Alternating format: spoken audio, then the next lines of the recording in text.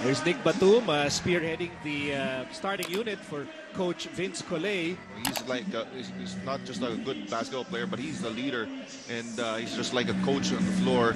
And pero yun na nga, wala na si Tony Parker dyan. So let's see how France fares in this tournament. That is the starting unit for the Philippines. And first possession goes to France. This is part of the tour of the French national team, the Tournoi d'Antibes. And Boris Diaw with a miss. Back outside the Dio, bullet pass. That was tapped, but it stays with France. Batum, and a very tight bounce pass. And the ball will go back to the Philippines. This means full rotation tayo on defense. We double in the post and we go full rotation.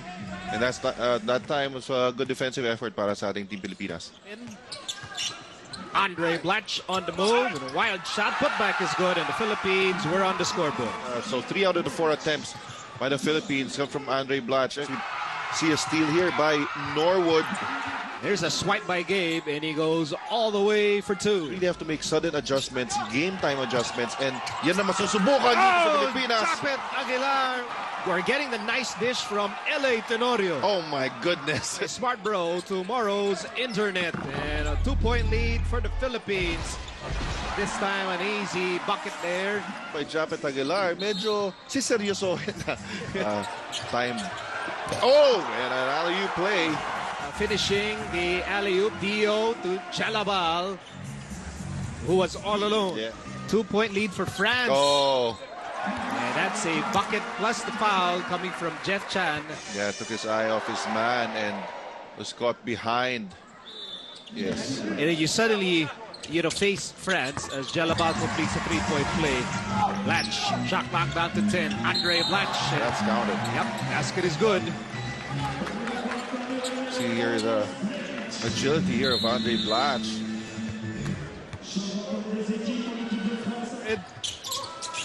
Trying to locate somebody here. Paul Lee, he steps back, he fires a 3. Oh, off the gets glass. it off the glass. Yes, sir. Experience for our players just to be here on the same floor with these players. Ayan na naman si Blatche.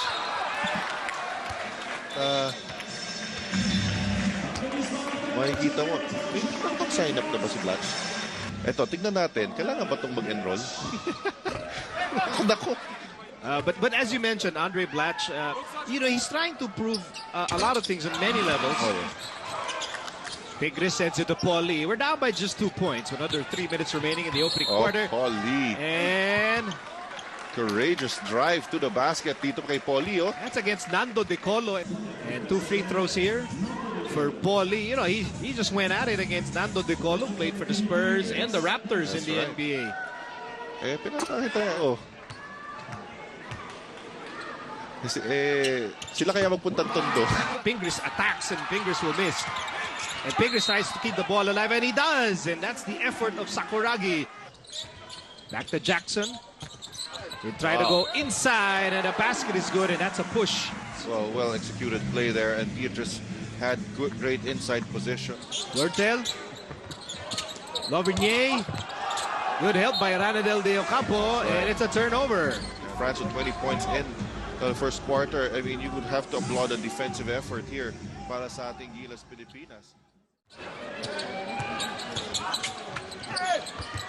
And Fournier with a drive and the 2 points. Ipapansin mo rin sa offense dito ng France. The constant motion, constant movement, a lot of ball screens. Yan na naman, paulit-paulit yung pinaseto na ng screen to score. Gobert slamming it home and opening up a 6-point lead. Oh, yes. Gabe Norwood hits a 3. Jeff drives, sets up Ranidel de Ocampo for 3. Oh! Yes, sir! And once again, penetration is responsible for open looks. As long as we can attack the basket. Kick out, Fournier. Shot clock down to 10. Cut by Fournier, and he scores the layup. Ayang yung rebound kanina, no? Dito si Ranidel de Ocampo. As LA goes inside, and then sets up Ranidel. Ranidel against Diaw. Ranidel de Ocampo is pushed, and the basket is good. Kanina, para talagang sabi mo na may konting kaba in trying to penetrate. Pero ngayon, mas malakas na loob natin. Ranidel getting the first foul of Boris Diaw, and he could not complete the three-point play. Boris Diaw nanggigil na kasi naiskoran siya ni Ranidel kanina eh. The man on the line, of course, is Boris Diaw, and he misses the first. Makes the second. The lead is back with France, 29-28. Tenorio to Blatche. Blatche for three. Yes, sir!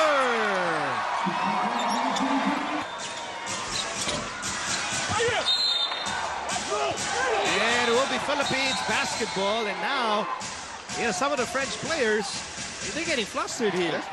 Probably was deflected.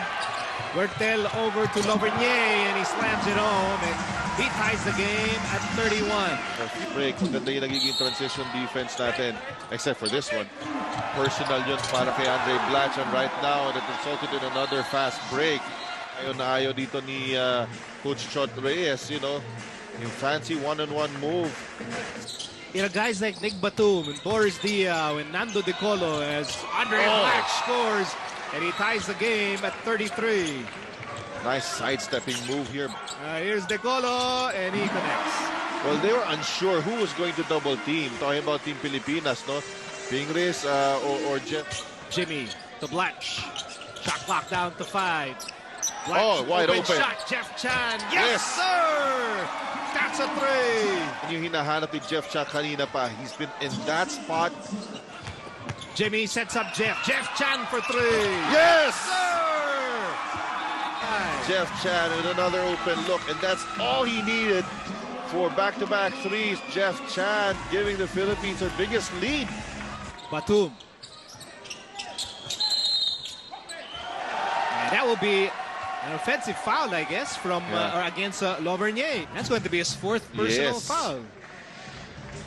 At dito, namomroblema na nga itong France. Di sila makapaniwala sa nangyayari dito sa... you can see the frustration. 5 seconds to go. Jimmy on the move. Sets up Andray Blatche from the corner, and he overshoots, and that ends the first half. And the Philippines on top by 4 at the end of the first 2 quarters. And there's Jelabao, and number 14 is Ian Mahindi, and Mahindi goes in, and that was blocked by Japet Aguilar.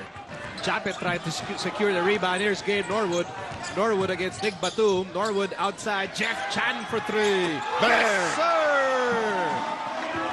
Finding the open man, very patient. Gabe Norwood knew where Jeff Chan would be. Well, I think because of how small we are compared to them, they're very conscious, or masyado lang gusto ilagay yung bola sa loob.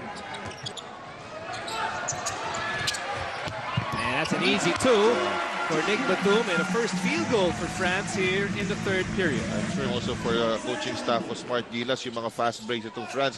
We crossed the 7-minute mark of the third period.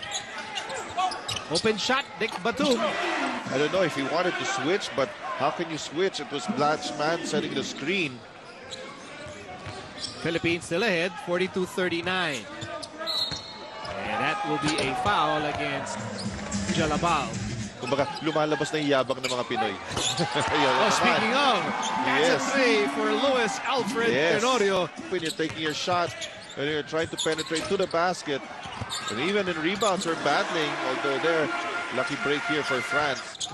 Meantime, a miscue by Andray Blatche. Nando De Colo goes all the way for 2. Paulie receives the inbound, he fires and scores the three! Over the outstretched arms of the defender. But we really have to connect from the outside. Ito si Paulie, titingnan pa niya. Norwood crosses the half-court line. Paulie inside. Whoa! No! Almost, but not quite. Hindi lang kumagat yung pectus. Here's Batum nice with move. the fake, and tip-in is good for number 11, Pietrus. Meantime, De Colo over to Boris, and out to Nick Batum, and Nick Batum connects, and he ties the game at 48.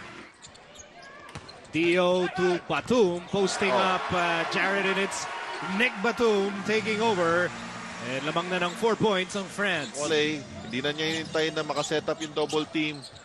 And made sure he would get that basket as Blatche here. Gets the bounce. Oh, yes. Blatche. Nice pass. And Junmar Fajardo completes the play and he ties the game at 52. Blatche acting like a guard. Oh, pero nako. Uh-oh. You can hear Jared asking Andre if it's a sprain. So, baka may natapakan to. On the way down the court. And watch out for Ranidel De Ocampo here. Kasi ito si Coach Chot Reyes, he has a play prepared for this kind of situations also. Paulie to Ranidel for three. Yes, sir!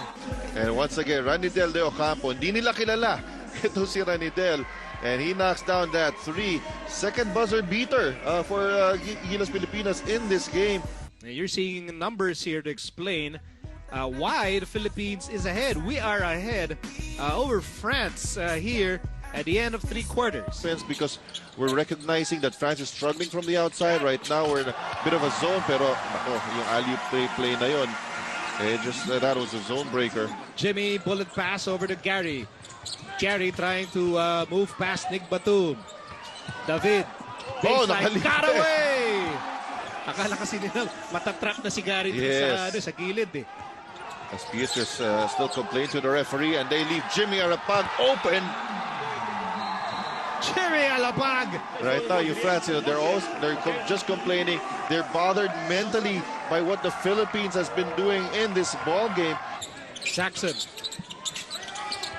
Pietrus, and now Huerte, and Lovernier blocked by Douthit. May hinawakan siguro si Mark Pingris. Pero si Pietrus, hindi na lumabas sa shaded lane eh. Oh, where's the foul? He goes in and finds Lovernier, and that Philippines, or our lead, is down to 3. 4-on-2 break. Lovernier, too big. As I mentioned earlier, the fast break play because of the performance na pinakita dito ng Gilas Pilipinas. Why settle for a moral victory when you can get an actual victory? And Jimmy Alapag. Another change up in our defensive game plan here off that timeout, trying to confuse France here with their offensive sets. Dio with a drive and he gets the layup. Marcus Douthit. Lovernier. No go. Good defense by Douthit, but Lovernier gets away. Well, this thing got entangled with Beatrice there. Hinawakan ni Pietrus. Pinormahan Napikot si Pietrus kay Pingris. Huertel sets up Dio and he nails the three. And the lead is back with France. It's remaining in the fourth quarter.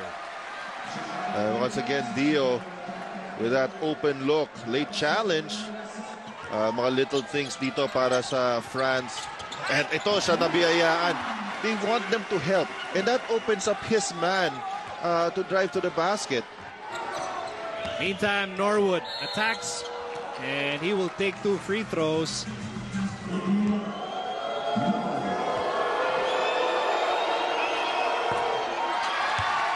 First is good for Gabe.